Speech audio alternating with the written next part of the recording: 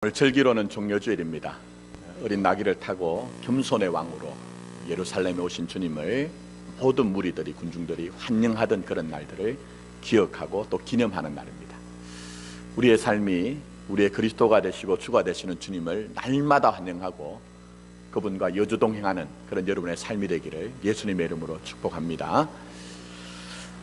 여러분 어떻습니까? 내가 참 약해지고 초라해지는 순간이 있죠.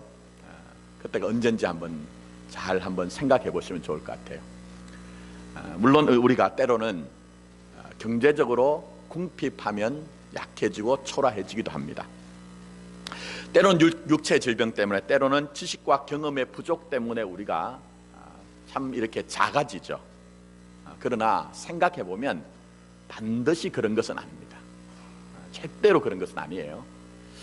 우리가 우리 주위에 보시면은 오히려 역설적이게도 궁핍한 가운데 풍성함이, 풍부가 무엇인지를 보여주는 분들이 계시고요. 또 때로는 병이 들어서 몸이 약함에도 불구하고 참 경건하고 거룩한 모습을 보여주는 분도 계십니다. 또 때로는 지식과 경험이 부족하기 때문에 오히려 더 겸손한 모습을 보여주는 분들도 계세요. 자, 그렇다면 진짜 우리를 초라하고 약하게 만드는 것이 무엇일까? 우선은 의에 대해서 생각을 해야 됩니다. 그러니까 내가 무엇을 이루었다, 이루지 못했다, 성공했다, 실패했다는 것도 중요하지만 그러나 그 가운데 의가 있느냐 하는 거예요. 바른 것이 있느냐 하는 거예요. 그러니까 아무리 성공을 했다 손치더라도 내 마음의 내면에서 내가 나를 책망하는 소리가 들리면요, 참 견디기가 어렵습니다. 아무리 목소리를 높이고 내가 내 행동이 이렇게 확신 있는 것처럼 보여져도 그 사람은 이미 무너져 있는 것입니다. 오늘은 종려주일입니다. 누가복음 9장 51절 말씀 보시면 귀한 말씀이 나와요. 예수께서 성천하실 기약이 차감해 예루살렘을 향하여 올라가기로 굳게 결심하시고, 이렇게 했습니다. 그러니까 굳게 결심하셨다. 그러니까 예수님 당신의 죽으심이 우연사로 우연히 죽었다는 게 아니에요. 어떤 일을 도모하다가 그 일이 잘못되어서 죽으신 것이 아니라 주님이 자원하여서 의지적으로 선택했고 결심했고 끝내 관철하셨다는 거예요. 여러분, 우리 주님이 왜 그렇게 했을까요? 하나님의 의를 생각한 것입니다. 끝까지 하나님의 의를 생각한 거예요. 그러니까 좋은 것을 선택한 것이 아니라 바른 것을 선택했죠. 내 뜻도 중요하지만 아버지의 뜻이 있었기 때문에 굳게 결심하시고 예루살렘을 올라간 것입니다. 그런데 우리가 그런 주님의 모습을 돌아보면 우리의 모습이 얼마나 부족한지 몰라요. 때로는 참 바르다고 생각하고 했는데 그것이 바르지 않은 경우가 있습니다. 또 깊이 생각하고 무엇인가를 해야 되는데 그런 깊은 생각이 없다 보니 끌려다니면서 한 거예요. 그래서 우리 속의 후회는 그때 조금만 더 깊이 좀 생각했더라면 하는 그런 후회가 있죠. 더 큰 문제는요, 사실은 결과가 있어요. 분명히 잘못된 결과가 있는데 내가 끌려다니며 했던 것이기 때문에 이제는 책임도 지지 않습니다. 그래서 아주 비참한 인생이 된 거예요, 여러분. 첫 번째는 우리가 의에 대해서 생각해야 됩니다. 자, 더 나가서 우리가 생각할 것은 목적에 대한 것입니다. 여러분, 목적이라고 하면 먼저는 확실한 목적이 여러분에게 있는가 하는 것입니다. 그것만 생각하면 여러분들이 그래도 가슴이 뛰고 내 인생 전체를 좀 던져 넣을 만한 그런 목적이 있는가 하는 거예요. 그런데 우리의 삶에서 때로는 내가 왜 이 일을 하고 있는지 몰라요. 내가 이 자리에 있기는 있으나 내가 왜 이 자리에 머물러야 하는지 그 이유가 없기 때문에 공허하기도 하고 고독하기도 하고 외롭기도 하고 초라하기도 한 것이죠. 또 이 목적이라고 하면 하나 생각해야 되는 것이 이 목적이 잘못되었을 때에 참 우리가 초라하기도 하고 약해지기도 한다는 겁니다. 제가 목회를 하다 보니까 이런 경우가 있습니다. 자녀들에게 자기의 전부를 거시는 분들이 계세요. 내 소망은 우리 아이들이 잘 자라서 좀 훌륭한 아이가 되었으면 좋겠다는데 목적을 두는 경우가 있습니다. 물론 나쁜 것은 아닙니다. 자, 그런데 이 아이들이 사춘기가 되고 대학생들이 되고 장성하면서요, 내 마음먹은 대로 한대요. 내가 아무리 얘기해도 거역하기도 하고 불순종하기도 하고, 그러면 그때는 이런 마음을 토로하시는 분들 봅니다. 아니, 내가 이 자식을 이렇게 되게 하기 위해서 내가 이렇게 고생을 했는가, 그런 마음이 드는 경우가 있어요. 그리고 더 나아가서는 내 인생이 헛된 일들에 내가 내 인생이 허비를 한 것이 아닌가, 소비를 한 것이 아닌가, 그렇게 탄식을 하시는 분들을 의외로 많이 만나는 경우가 있어요. 제가 이미 말씀드렸습니다. 그게 나쁜 것은 아니라고 얘기했어요. 그러나 깊이 생각을 해보면요, 그게 목적은 될 수가 없습니다. 내 자식이 나 자신은 아니기 때문입니다. 그런데 우리는 많은 경우에 나 자신이 내 자식들을 대신할 수 있다는 어떤 착각과 오해가 우리 가운데 있는 것이죠. 그러면서 고집하지 말 것들을 고집했기 때문에 사실 어느 순간 돌아보니까 우리가 그 속에 한숨도 있고 탄식도 있고 후회도 있다라는 거예요. 그래서 제가 자녀 양육으로 말씀을 드리면 진짜 목적은요, 이렇게 좀 바뀌어져야 됩니다. 내가 이 아이의 성장을 돕겠다. 뭘 돕겠다고요? 성장을 돕겠다. 내가 이 아이의 성장을 돕겠다.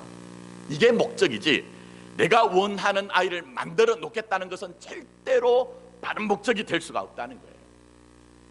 제가 양육에 대해서, 자녀 양육에 대해서 말씀드렸지, 사실은 우리의 모든 일들이 바른 목적을 세울 때야 바르게 된다는 것입니다. 자, 목적에 대해서 또 하나 생각할 것은 끝까지 갈 수 있느냐 하는 거예요. 자, 바른 목적을 생각했습니다. 확실한 결정이 있었습니다. 그러면 그것을 놓치지를 말아야 된다는 거예요. 그걸 끝까지 우리가 붙잡아야 된다는 거예요. 제가 가끔 이런 일들이 있습니다. 어떤 물건이 좀 필요해서 소용이 되어서 제가 이렇게 물건을 파는 곳을 갑니다. 근데 물건을 사오고 난 후에 정작 집에 들어오면요, 참 황망할 때가 있어요. 그게 뭐냐면은 원래 사기로 했던 물건은 사지 않고 다른 물건만 잔뜩 사오는 경우가 있어요. 여러분 혹시 그런 경우 있으세요? 다 있죠, 그런 경우.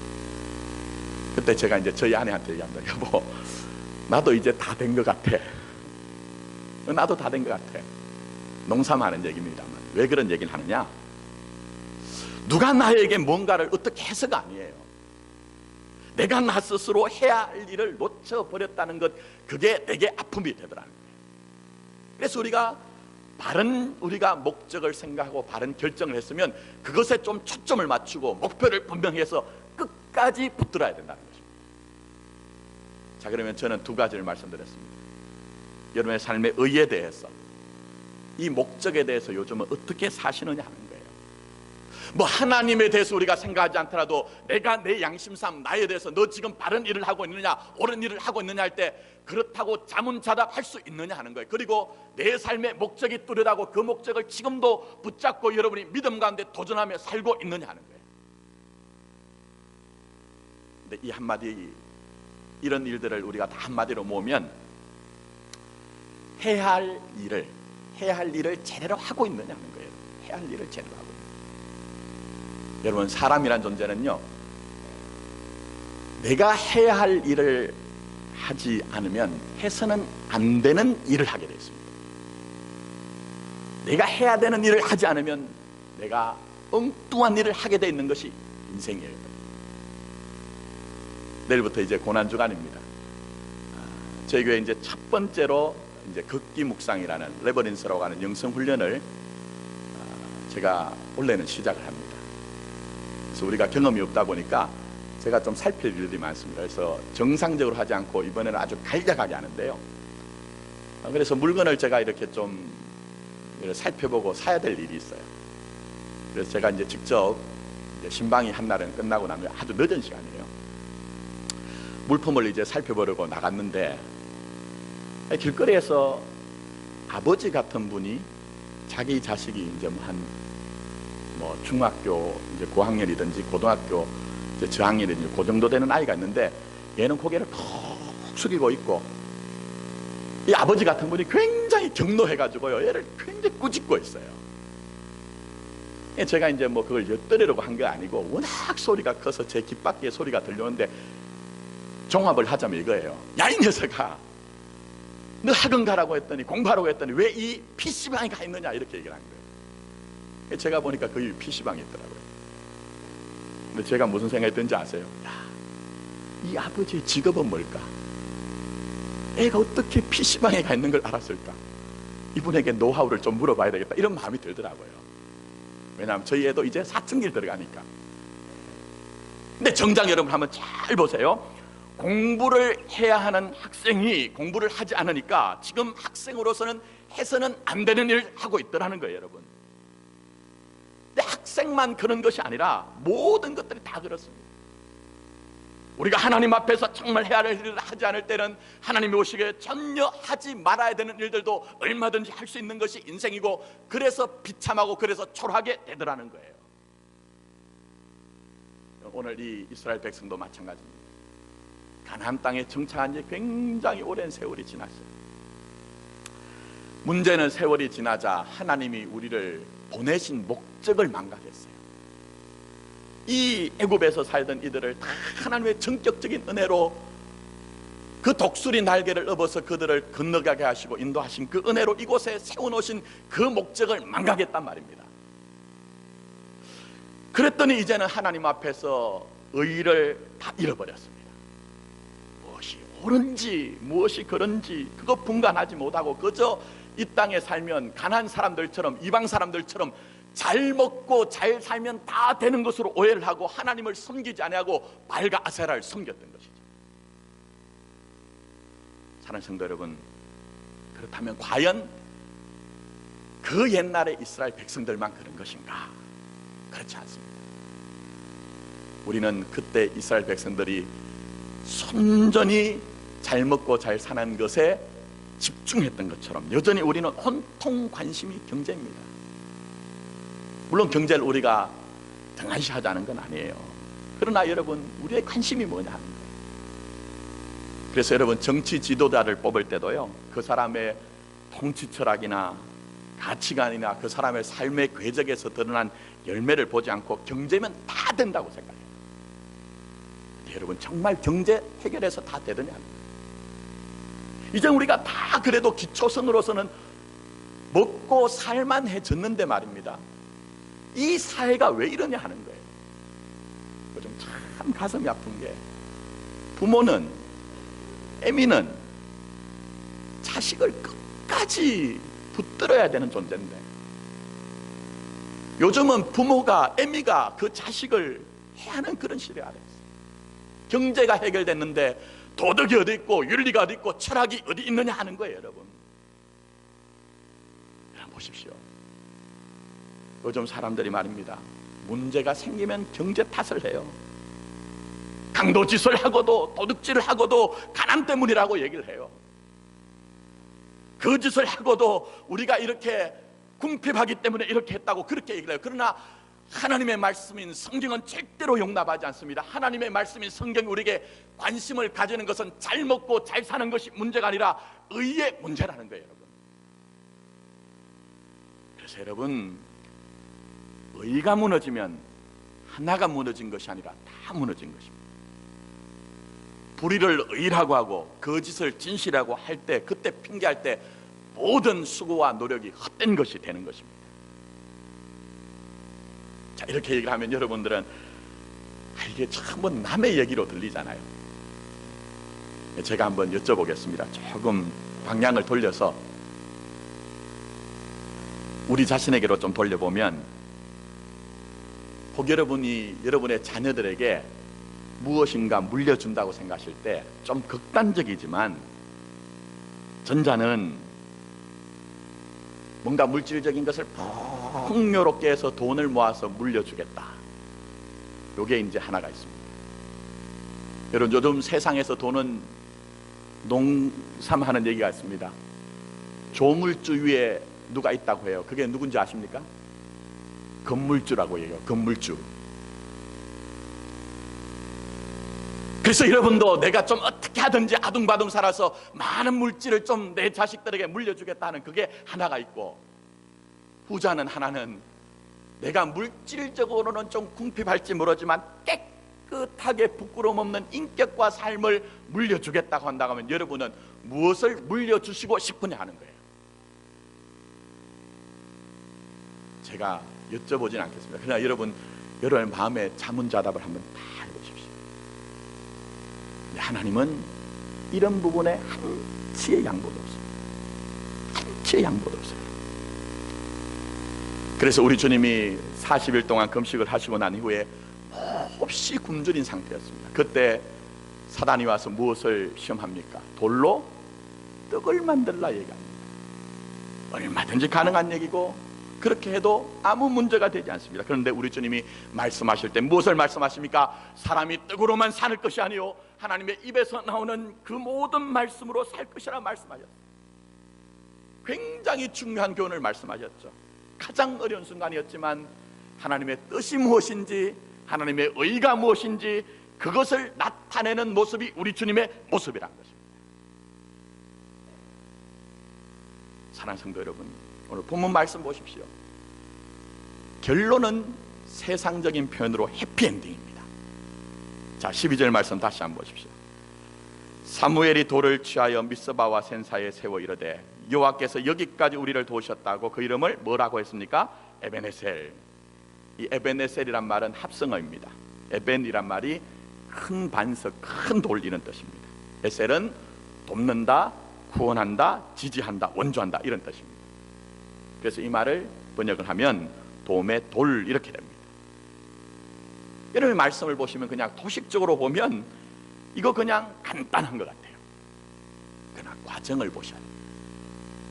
과정을 보셔야 돼요. 오늘 에벤에셀이 진정한 에벤에셀이 되기 위해서 무엇이 우리에게 필요한가 하는 것들을 하나님의 말씀은 적나라하게 날카롭게 우리에게 말씀하시는 부분이 있다는 거예요. 여러분, 우리는 이미 아시는 것처럼 선행되는 사건이 있습니다. 그게 무엇입니까? 이스라엘이 두 번의 블레셋과의 전쟁이 있었습니다. 근데 사무엘상 4장 1절에 가보시면 이 이스라엘과 블레셋이 항오를 이루어서 전쟁이 이루어진 곳에 대해서 이렇게 기록을 하고 있습니다. 잘 한번 들어보십시오. 이스라엘은 나가서 블레셋 사람들과 싸우려고 에벤에셀 곁에 진치고 이렇게 얘기했습니다. 여러분, 귀에 들려오는 말씀 있으세요? 여기 이스라엘 사람들이 블레셋 사람과 진을 치려고 했는데 그 지명의 이름이 뭐라고 했죠? 에벤에셀이라는 거예요. 여러분, 과거에 이스라엘 백성들이 요단강을 건널 때 그들이 그들의 힘으로 도무지 건너지 못할 때 전격적인 하나님의 은혜로 그 요단강을 건너고 난 후에 그의 후대들에게 믿음으로 사는 것을 경계하기 위해서 에벤에셀, 하나님이 이곳까지 도우셨다는 그 도움의 돌을 세웠던 곳이 그곳입니다. 여러분, 여기 한번 잘 생각해 보세요. 동일한 이름이 등장을 하고 심지어 들고 나가기만 하면 하나님이 도우셨던 언약궤가 등장을 했지만, 그러나 중요한 것은 그들이 먼저는 4,000명이 죽고 더 나가서는 3만 명이 죽고 이제는 하나님의 영광이 다 떠나버린 어둠의 시대 이가봇이 왜 되었느냐는 거예요. 왜 그렇게 된 것입니까? 하나님에게 문제가 있는 것입니까? 하나님이 이곳까지 도우셨다고 하는 에벤에셀이 문제가 있는 것입니까? 그들이 들고만 나가면 하나님이 도우셨던 그 언약궤가 문제가 있는 것입니까? 여러분, 성경이 오늘 우리에게 말씀하는 것은 그들은 하나님 앞에서 부름받은 거룩한 목적을 잊어버렸다는 거예요. 더 나아가서는 그들이 오늘 하나님 앞에서 그랬기 때문에 의가 무엇인지를 알지 못하고 자기의 속인을 다 좋은 대로 행하였더니 에벤에셀에서 진을 치고 언약궤를 들고 나갔지만 더 큰 실패와 낭패가 있었다는 거예요. 그래서 오늘 우리는 여기서 두 가지 중요한 메시지를 붙잡아야 됩니다. 먼저 하나님은 오늘 우리에게 분명히 말씀하시기를 목적을 바르게 하라고 말씀하세요. 목적을 바르게 하라. 여러분 보십시오. 우리 지금까지 각자가 다 평가하고 판단하고 생각하시는 어떤 부분들이 있잖아요. 다 틀렸다는 얘기는 아닙니다. 다양성이 다 있습니다. 근데 정말 깊이 고민해야 되는 것은요, 그게 문제는 하는 거예요. 오늘 우리에게 진정한 문제는요, 다른 것에 있지 않는 것이 아니라 목적을 바르게 하지 못한 거예요. 목적을 잊어버린 것. 왜 이 일을 하고 있느냐, 내가 알지 못하고 그 일을 했던 것이 그런 어려움이 왔다. 그렇다면 여러분, 이스라엘의 진정한 목적이 무엇입니까? 굳이 애굽에 살던 사람들을 이 가나안 땅까지 이끄신 목적이 무엇냐 하는 거예요. 출애굽에 보시면은 이스라엘 백성들이 출애굽을 한 지 3개월이 되었을 때에 그들이 시내 광야에 도착을 합니다. 그때 모세가 하나님 앞에 나갈 때 하나님이 이 모세에게 이런 말씀합니다. 너희는 내게 대하여 제사장 나라가 되며 거룩한 백성이 되리라고 말씀하셨어요. 여기에 목적이 있는 거예요. 여러분, 제사장은 자기 자신을 위해서 존재하지 않습니다. 제사장은 제사를 위해서 존재하는 자가 제사장이란 이 말은 하나님을 위해서 존재하는 것 안에 자기 자신이 복속이 되어져야 된다는 거예요. 하나님만이 목적이란 거예요, 여러분. 성경에서 거룩하다는 말은 히브리어로 까도시란 말입니다. 전통적으로 이 말은 구별이 되었다, 분별이 되었다는 그런 뜻이에요. 그런데 누구를 위해서 구별이 분별이 되었냐 하는 거예요. 성경은 철저하게 이 이스라엘이 하나님을 위해서 구별된 존재라고 말씀하고 계시는 거예요. 그렇다면 이것이 과거의 그 이스라엘에게만 적용이 되느냐? 전혀 아니라는 것입니다. 성경적으로 신학적으로 이 새 이스라엘로 부름받은 교회와 성도인 여러분이 우리의 인생 전체는 다 주님의 것이라는 것이에요. 주님 위에 어떤 것도 목적으로 남으면 안 된다는 거예요. 그래서 우리 주님이 직접 말씀하셨죠. 그러므로 염려하여 이러기를 무엇을 먹을까, 무엇을 마실까, 무엇을 입을까 하지 말라. 이는 다 누가 구하는 것이라고요? 이방인들이 구하는 것이라. 너희 하늘 아버지께서는 이 모든 것이 너희에게 있어야 할 줄을 아시느니라. 그런즉 너희는 먼저 그의 나라와 그의 의를 구하라. 그리하면 이 모든 것을 너희에게 더하시리라 말씀하셨어요. 먹는 것, 마시는 것, 입는 것 필요 없다는 게 아니에요, 여러분. 너무너무 필요하시기 때문에 우리 주님이 이 말씀을 하시기 전에 기도를 가르치면서 너희는 이렇게 기도하라. 오늘 우리에게 일용할 양식을 주시옵고라고 기도를 하라는 거예요. 그러나 이렇게 우리 주님이 말씀하신 이유가 뭘까요? 우선순위에 문제가 있다는 거예요. 너희 지금 하고 있는 모든 일들의 결론이 무엇이냐 하는 거예요. 결국 너희는 하나님의 것이기 때문에 그의 나라와 의를 구함으로 말미암아 모든 것이 하나님으로 종합이 되고 하나님으로 결론이 지어져야 된다는 것입니다. 네, 보십시오. 이스라엘 백성들이 그 목적을 잃어버렸을 때 에벤에셀이라는 곳에서 진을 찾고 하나님의 언약궤를 들고 나갔지만 거기 아무 소용이 없었던 거예요. 우리도 그렇습니다. 유구한 역사, 좋은 전통 붙들어야 됩니다. 또 때때로는 우리가 우리 집안이 몇 대의 신앙의 집안이란 신앙의 내력도 정말 귀중한 것입니다. 내가 과거에 하나님이 부르신 그 은혜 가운데 주신 은사와 달란트를 가지고 이렇게 열심히 헌신하고 봉사했던 그것도 굉장히 중요합니다. 그러나 여러분, 부르신 목적 알지 못하면 아무 소용이 없다는 거예요. 이제 이 종려주일 고난주간을 앞둔 우리의 삶이 목적을 똑바로 하기 원합니다. 부르신 이유와 그 부르심의 목적을 분명히 알고 그것만을 붙드시는 저와 여러분 되기를 원합니다. 더 나아가서 우리 하나님은 우리에게 의에 대해서 분명히 하라고 말씀하세요. 자, 오늘 본문 말씀 보십시오. 사무엘이 미스바로 모이라 할 때 그들에게 그 신앙적인 결단의 모습이 나타납니다. 그 가운데 6절입니다. 자, 보십시오. 그들이 미스바에 모여 물을 길어 여호와 앞에 붓고 그날 종일 금식하고 거기에서 이르되 우리가 여호와께 뭘 했다고요? 범죄하였나이다. 자기 스스로 죄를 자복하고 있어요. 우리 안에 거룩한 목적을 잃어버린 것뿐만 아니라 우리 안에 어떤 의도 없습니다. 죄에 대한 회개가 터져나왔다는 거예요, 여러분. 근데 여러분, 회개가 무엇일까요? 회개. 요즘 강단에서 회개 얘기하면요, 참 그거 싫어한대요. 우리가 회개에 대해서 얘기를 하면 대부분 눈물 흘리고 콧물 흘리고 그렇게 하는 것으로 이해하는 경우가 있어요. 우리가 회개라고 하면 때로는 좀 심각하게 말씀드리면 어떤 분들은 뭐 내가 물질에 대해서 깨끗하지 못했던 것들 그걸 뭐 회개하신 분도 계시고, 또 어떤 분들은 거짓말하기도 하고 뭐 화를 내기도 했던 그런 것들도 우리가 스스로 탓을 하는 경우가 있어요. 물론 이것도 회개입니다. 그러나 성경이 얘기하는 근본적인 회개는 그게 아니에요.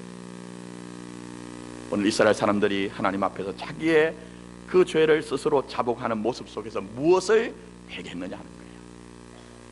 오늘 여기에 중요한 사실이 있습니다.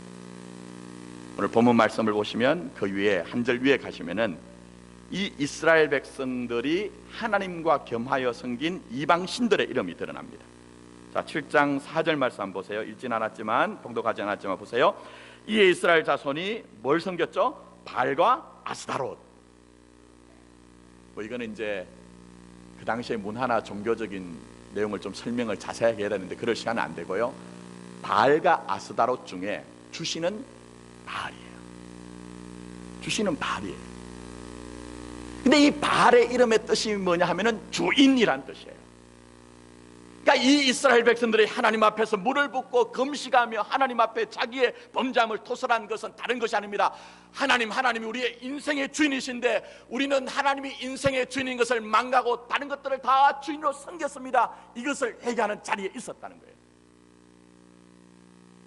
여러분, 죄가 뭘까요? 성경이 얘기하는 죄가 뭘까요? 그것은 도덕적이고 윤리적인 죄를 뛰어넘는 우리 인생의 주인이신 하나님을 주인으로 인정하지 않고 그 주인이신 주님의 음성을 듣고 순종하지 않을 때 그것을 죄라고 하는 거예요. 보십시오. 정말 영적으로 인격적으로 예수님을 만난 사람, 예수님의 그 십자가와 부활하심을 경험한 사람, 또 주님이 보내주심하고 약속하신 보혜사 성령님을 경험한 모든 사람들의 공통적인 고백이 있습니다. 믿음의 고백이 있습니다. 그것은 예수를 주와 그리스도로 믿고 인정하는 거예요. 근데 중요한 것은요, 여기에서 드러납니다. 여기에 주라는 말은 헬라어로 퀴리오스란 말인데 주인이란 뜻이에요. 근데 성경을 잘 보시면, 신약 성경을 잘 보시면요, 구원자, 구주라는 말은 사실은 24번 정도밖에 등장을 하지 않습니다. 근데 이 주인이라는 말은 신약 성경에 몇 번을 등장하느냐? 433번이 등장을 한다. 이건 뭘 얘기할까요?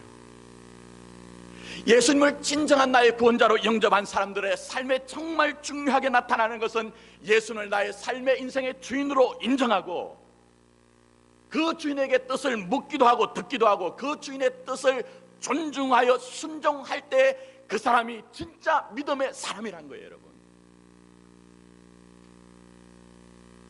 그럼 다시 정리하셔야 됩니다. 우리의 죄가 뭘까요? 우리 허물이 뭘까요? 여러분, 소소하게 쪼존하게 개별적으로 그 하나하나 잘못한 것을 물론 우리가 하나님 앞에 회개해야죠. 그러나 근본적으로 우리의 인생이 다윗이 하나님 앞에서 전쟁을 하는 그 순간에도 하나님, 내 인생의 주인은 하나님이십니다. 내가 올라가야 되겠습니까? 머물러야 되겠습니까? 뒤로 물러나가야 되겠습니까? 라고 철저하게 인생의 주인이신 하나님에게 묻고 그게 순종했던 그 모습처럼 우리가 주님을 내 인생의 주인으로 인정하고 그분을 대접을 하고 있느냐는 거예요. 만약 우리가 그렇지 못하면 그것이 바로 죄와 허물이라고 정확하게 성경은 우리에게 말씀하고 계시는 것입니다. 이제 이 종료주일을 맞아 고난주간을 맞아서 이제 우리 교회는, 우리의 삶은 교회의 주인이시오, 우리의 인생의 주인이신 주님 앞에 나가야 됩니다. 그분을 인정해야 됩니다. 무엇이라고 하든지 여러분들은 거기에 순종하는 삶을 살아내셔야 됩니다. 그것이 바로 의입니다. 그래서 이 죄의 반대편에 서 있는 이 의에 대해서 성경은 업적이나 실제로 얘기하지 않아요.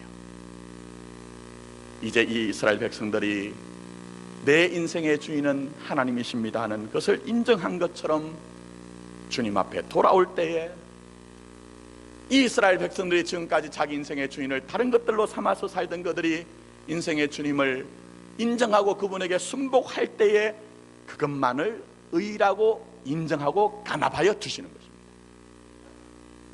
그래서 여러분 잘 보시면 세상적으로 얼마나 잘 되느냐 하는 것 하나님하고 아무 상관없어요.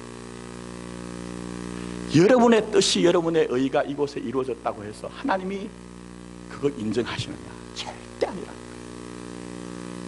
때로는 다른 사람들이 다 이해하지 못하지만 내 인생의 넓이가 손바닥 넓이만도 되지 못하고, 때로는 여러분 남들이 볼 때는 저 사람 왜 저렇게 바보스럽게 살아, 왜 저렇게 좀 우직스럽게 살아 하는 마음이 있지만 그 사람의 마음속에서는 늘 고백되어지는 것이 하나님 당신이 내 인생의 주님입니다. 이 일 하는 것 전부 다 하나님 주신 마음으로 합니다 할 때 세상과 사람들의 평가와 전혀 다르게 우리 주님은 그것을 당신의 의로 인정하시고 받아주시는 것입니다. 그게 바로 착하고 충성된 종이라고 주님이 지금도 교회를 향해, 여러분을 향해 말씀하시고 인정하시는 부분이라는 것입니다. 이제 말씀 맺습니다. 우리 공동체 가운데, 우리 삶 가운데 우리가 스스로 세웠던 목적, 바벨탑과 같은 것입니다. 무너져야 됩니다. 아니, 무너질 것입니다. 우리가 스스로 세웠던 그 의, 그것 다 하나님은 거짓된 의라고 말씀하고 있습니다. 이제는 목적을 세울 때, 의를 바르게 할 때 하나님은 분명히 에베네셀 도우시는 은혜가 여러분 가운데 나타날 것입니다.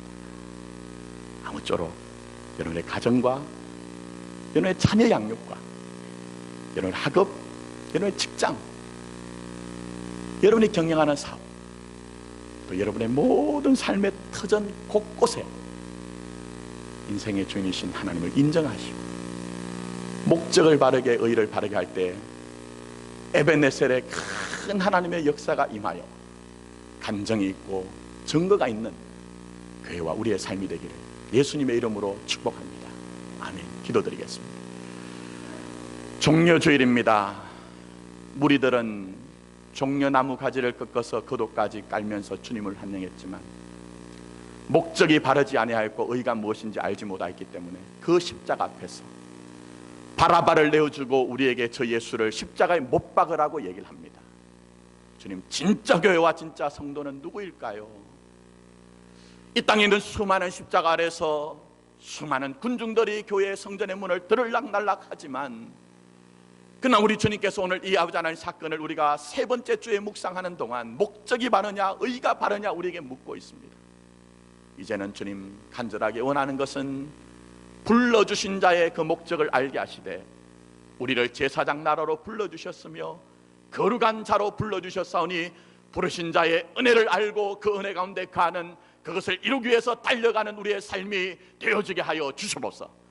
간절하게 원하는 것은 사도 바울이 표대를 향해 달려간다고 했습니다. 뒤에 있는 것은 전부 다 잊어버리고 달려간다고 말씀하였사오니 지금까지 우리의 잘난 것이든지 못난 것이든지 이룬 것이든지 이루지 못한 것이든지 전부 다 싹 다 잊어버리고 우리의 진정한 목적이신 하나님과 주님을 위해서 완성이 되어지는 우리의 삶이 되어지게 하여 주시옵소서. 원하옵기는 하나님의 의가 무엇인지 몰라서 자기의 소견에 다 좋은 대로 행했을 때에 에베네셀에 진을 쳤으나 언약궤를 들고 나갔으나 그들은 큰 실패를 맛봤습니다.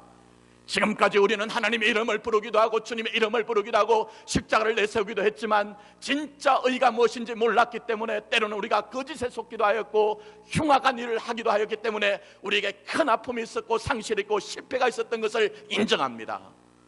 주님, 우리 인간의 의는 완전히 무너지게 하시되 바벨탑이 무너진 것처럼 이곳에 무너지게 하시고 하나님의 간합하여 주신 그 의만이 남게 하여 주시옵소서. 그래서 우리가 우리의 삶의 터전에서 우리가 우리의 힘으로 능으로 사는 것이 아니라 그 은혜의 능력으로 살아갈 때에 우리에게 에베네셀의 진정한 역사가 임하여져서 간정이 있고 증거가 있는 교회와 신자가 되어지게 하여 주시옵소서.